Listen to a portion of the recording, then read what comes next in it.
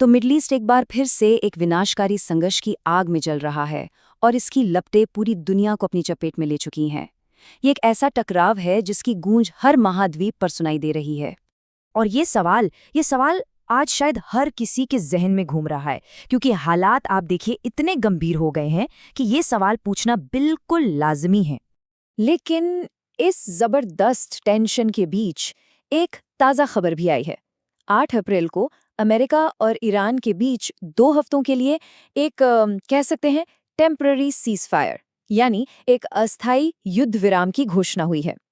ये एक बहुत ही नाजुक शांति है जो 1 महीने से ज्यादा चले विनाशकारी संघर्ष के बाद आई है। तो चलिए थोड़ा और गहराई में चलते हैं, ये समझने के लिए कि ये युद्ध विराम आखिर इतना जरूरी क्यों है।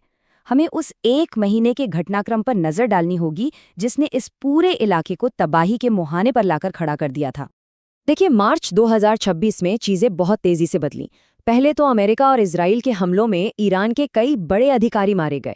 फिर जवाब में ईरान ने भी सिर्फ इजराइल पर ही नहीं बल्कि उस इलाके में जो अमेरिकी सहयोगी देश हैं उन पर भी मिसाइलों से हमला कर दिया। लेकिन सबसे बड़ा दांव तब खेला गया जब ईरान ने हॉर्मोज जलडमरू मध्य पर, जो कि दुनिया का सबसे जरूरी तेल का रास्ता है, उस पर अपना कंट्रोल कर लिया। और देखते ही देखते ये लड़ाई और फैल गई। हिजबुल्लाह जैसे कई गुट भी इसमें कूद पड़े और इसी सब उठापटक के बीच मुज्तबा खामेनेई को ईरान का नया सुप्रीम लीडर भी चुन लिया गया।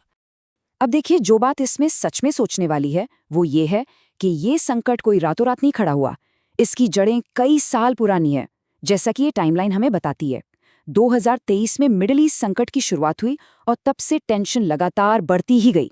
फिर जून 2025 में इजराइल और अमेरिका ने ईरान के खिलाफ 12 दिवसीय युद्ध छेड़ दिया, जिसने आग में घी का काम किया। इसके ठीक बाद जनवरी 2026 में ईरान के अंदर ही बड़े विरोध प्रदर्शन हुए, जिन्हें बहुत बेरहमी से कुचला गया, जिससे देश के अंदर भी हालात खराब हो गए। और फिर आखिरकार फरवरी 2026 में न्यूक्लियर डील पर जो आखिरी दौर की बातचीत थी वो भी फेल हो गई। इसके बाद तो एक तरह से जंग लगभग तय हो चुकी थी। तो इस लड़ाई का असर सिर्फ जंग के मैदान तक ही नहीं रहा। इसकी लहरों ने, अब कह सकते हैं, पूरी दुनिया में आर्थिक और भू राजनीतिक झटके दिए। अच्छा, इस आर्थिक उथल-पुथल को समझने के लिए सबसे पहले हॉर्मुज़ जलडमरू मध्य की स्ट्रेटेजिक इंपॉर्टेंस को समझना बहुत जरूरी है। दिखने में तो ये एक संक्रासा समुद्री रास्ता है, लेकिन असल में ये दुनिया की एनर्जी सप्लाई के लिए एक लाइफलाइन जैसा है। सोचिए, दुनिया का लगभग 20% पेट्रोलियम और समुद्री रास्ते से होने वाले तेल व्यापार का 1/4 यहीं से होके गुजरता है। तो हुआ क्या? सबसे जरूरी बात यह है कि जैसे ही इस रास्ते में जहाज़ों का आना जाना रुका, कच्चे तेल की कीमतें आसमान छूने लगी। कीमतें जानते हैं कितनी? $114 प्रति बैरल तक पहुंच गई, जो कि पैंडेमिक के बाद का सबसे ऊंचा स्तर था। और इससे एक ग्लोबल मंदी का खतरा सीधे सीधे मंडराने लगा। और ये स्लाइड बहुत अच्छे से दिखाती है कि दुनिया इस पर कैसे बटी हुई थी। एक तरफ तो थे यूएन, रूस, चीन और यूरोपियन यूनियन, जो सब कह रहे थे कि भाई युद्ध विराम करो, टेंशन कम करो। वहीं दूसरी तरफ ब्रिटेन और कनाडा जैसे अमेरिकी सहयोगी अमेरिकी एक्शन का सपोर्ट कर रहे थे। और इन सब के बीच में फंसे थे पड़ोसी अरब देश, जो न सिर्फ सीधे हमलों को झेल रहे थे बल्कि 2 बड़ी ताकतों के इस टकराव में बुरी तरह से पिस भी रहे थे। अब आते हैं भारत पर। इस पूरे संघर्ष का भारत पर सीधा और बहुत गहरा असर पड़ा। एक तो करीबी पड़ोसी होने के नाते भारत के लिए दांव पर बहुत कुछ लगा हुआ था।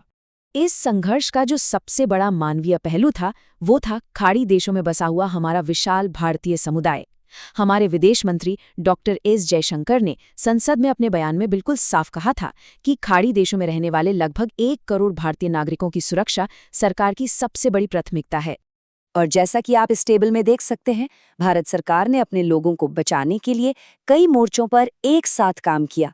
एक तरफ तो मेजबान देशों के साथ डिप्लोमेटिक लेवल पर लगातार बातचीत चल रही थी।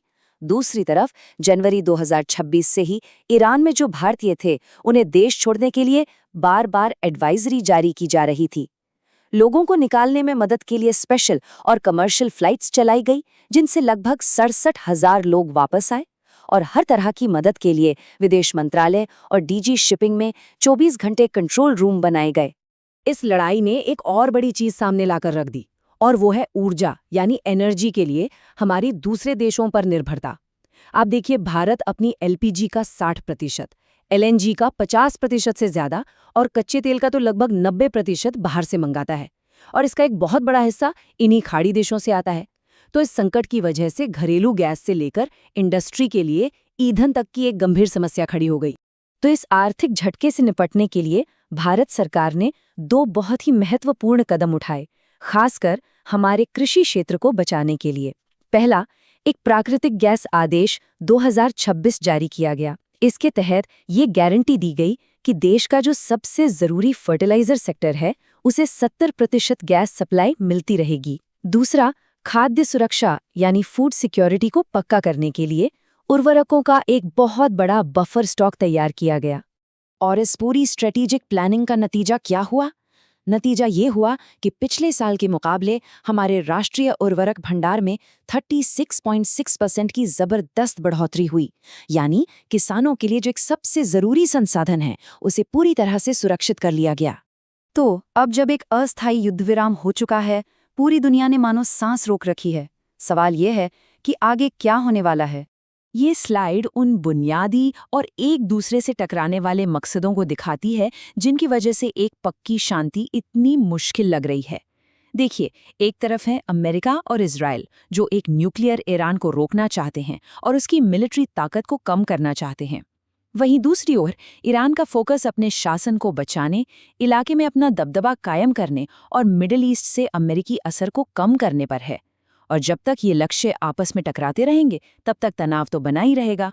और आखिर में सवाल बस यही रह जाता है, क्या ये सिर्फ मिडिल ईस्ट तक ही सीमित एक क्षेत्रीय संघर्ष है, या फिर ये आने वाले किसी बड़े और ज्यादा खतरनाक वक्त का एक संकेत भर है।